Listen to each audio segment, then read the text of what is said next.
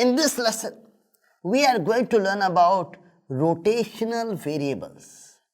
Other name for this is angular variables. Angular variables or rotational variables. Now, when we learn linear motion, we learn about displacement. We learn about velocity, which is rate of change of displacement with time. We learn about acceleration, that is rate of change of velocity with time, right? We have learned about displacement, and then we have learned velocity is rate of change of position with time, dr dt, acceleration is dv dt. All this we learned in translational motion. Now, we are learning rotational motion, circular motion. So here, instead of displacement, we'll have angular displacement. Angular displacement. Before that, let us write down angular position. What is angular position? Angular position will be, suppose we call this zero angular position. We start measuring angle from here. Particle is starting its motion from here. Circular motion. Now the particle is moving like this. So this is zero angular position. Right? Now the particle is at some angle theta at some point of time. Right? This is the position. Theta in radians is S upon R. This all of you know, right? When a body is having circular motion, it moves by an angle theta. That theta in radians is S upon R. This we call it angular position. Please remember that theta is not reset to 0 with each complete rotation. One rotation is 2 pi radians. Two rotation is 4 pi radians. 3 rotations, 3 revolutions will be 6 pi radians. So theta in radians is S upon R. This is angular position. Now what is angular displacement? Angular displacement. Angular displacement is change in angular position. So theta f minus theta I. That is angular displacement. Unit will obviously be radians. Theta f minus theta I is delta theta. Delta theta is angular displacement. Now, one very important thing to remember is finite angular displacement is not a vector, right? Finite angular displacement is not a vector because it does not obey the commutative law of vector addition when the axes of rotation are inclined to each other. What is commutative law? Commutative law means we can add the vectors in any order. A vector plus B vector will be equal to B vector plus A vector. This is called commutative law. So whether you do A vector plus B vector or V vector plus A vector, you should get the same answer. This finite angular displacement does not obey the commutative law when the axes of rotation are inclined to each other. Now to understand this, that the finite angular displacement does not obey commutative law, let us look at this box. Right, look at this box. This side is facing you. So let me call it side A. So side A is facing you. Right. Now first I rotate this box by 90 degrees in this direction. So this way I am going to rotate the box by 90 degrees.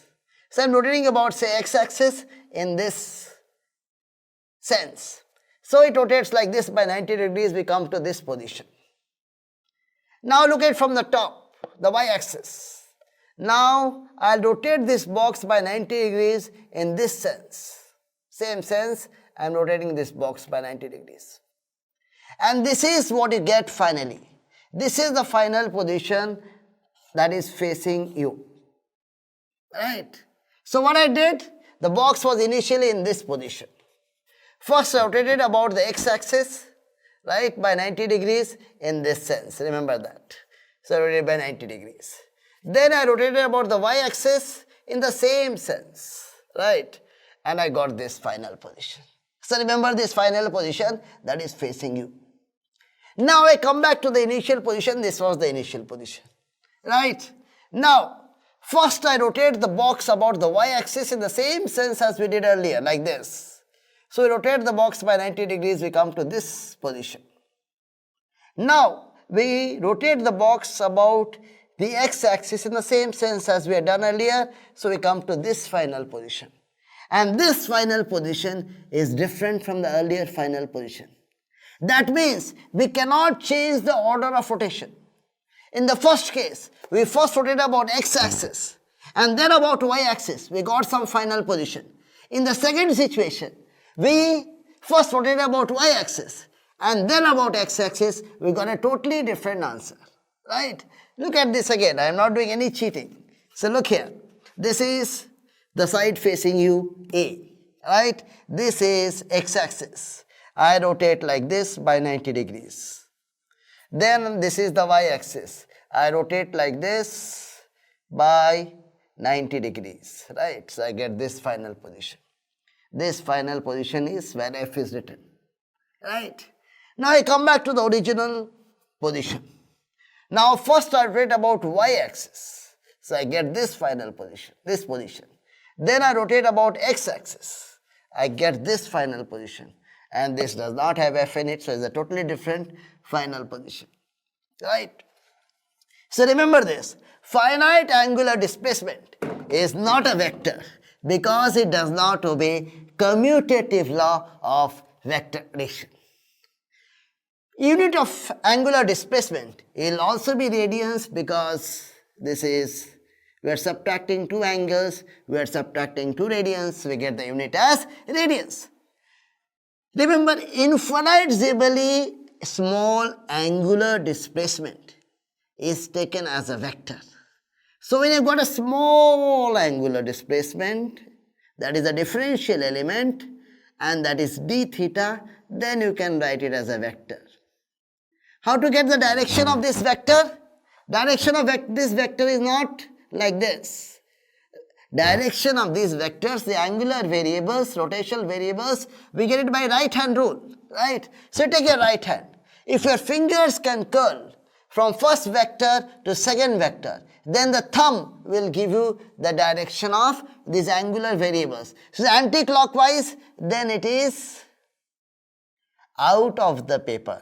Anti-clockwise is out of the paper, clockwise is into the paper. So if this d theta is like this, anti-clockwise, then it is out of the paper, and if clockwise, it is into the paper. This is how we get the direction of these angular variables. Anti-clockwise outside, that is taken as plus, clockwise is minus. So remember that anti-clockwise is plus, clockwise is minus.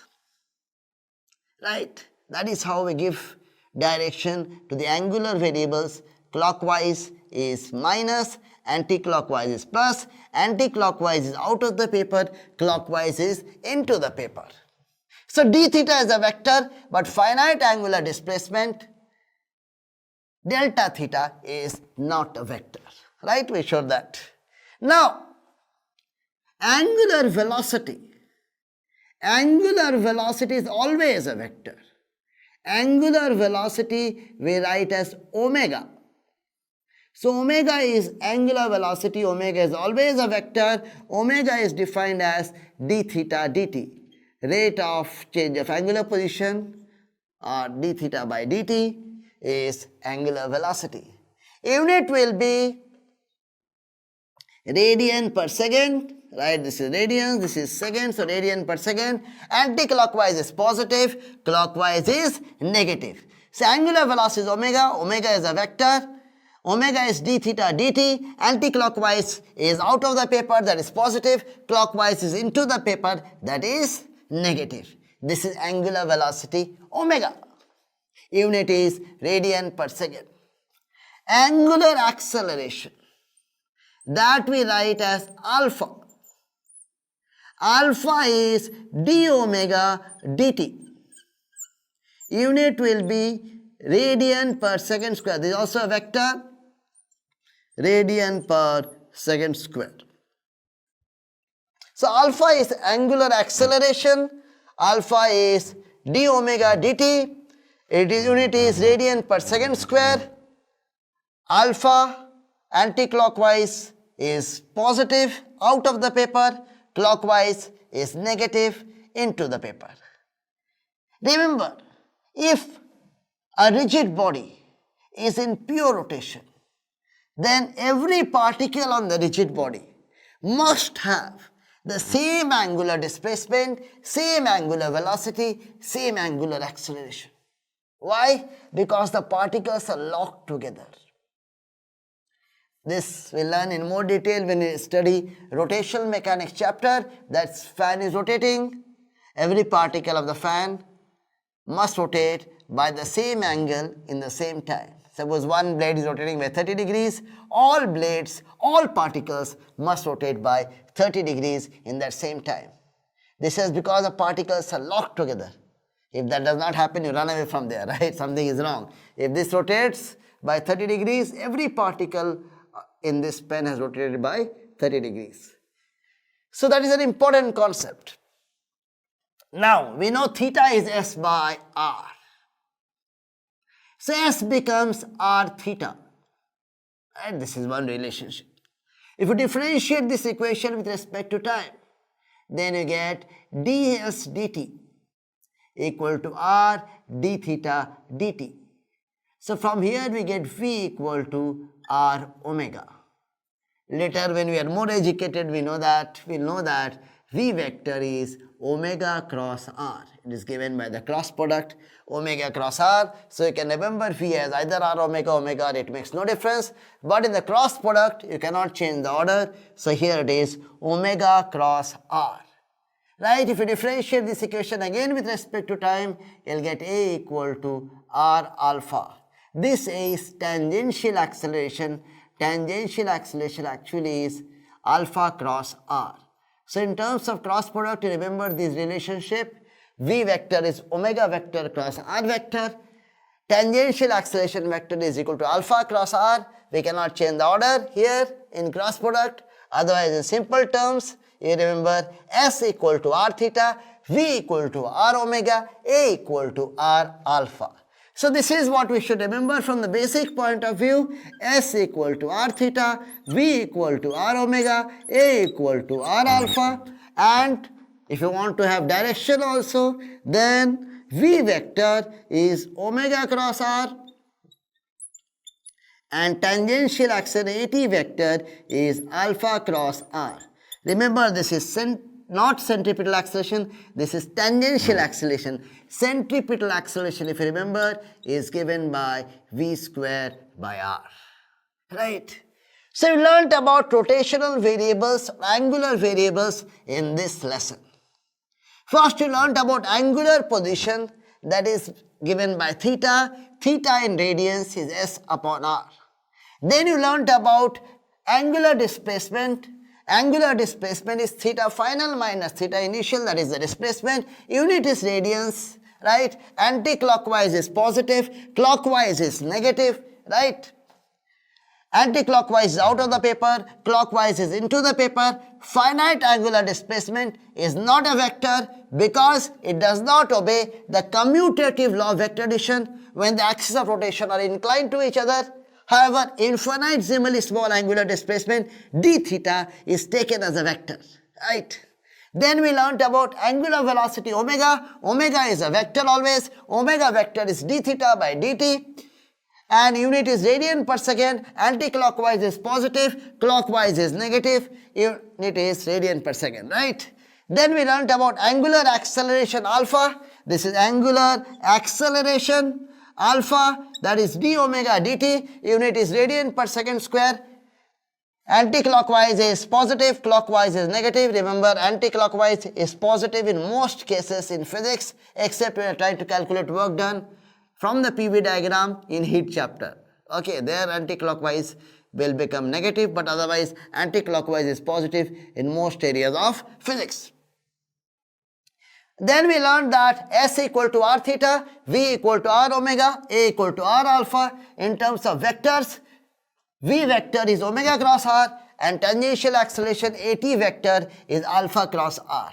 And centripetal acceleration we learnt earlier, and that is given by V squared by r. Right? Centripetal acceleration is acceleration toward the center. Tangential acceleration AT is when the particle is increasing in speed while going around the circular path. Right? That is tangential acceleration. Tangential acceleration is r alpha. Centripetal acceleration is V square by r.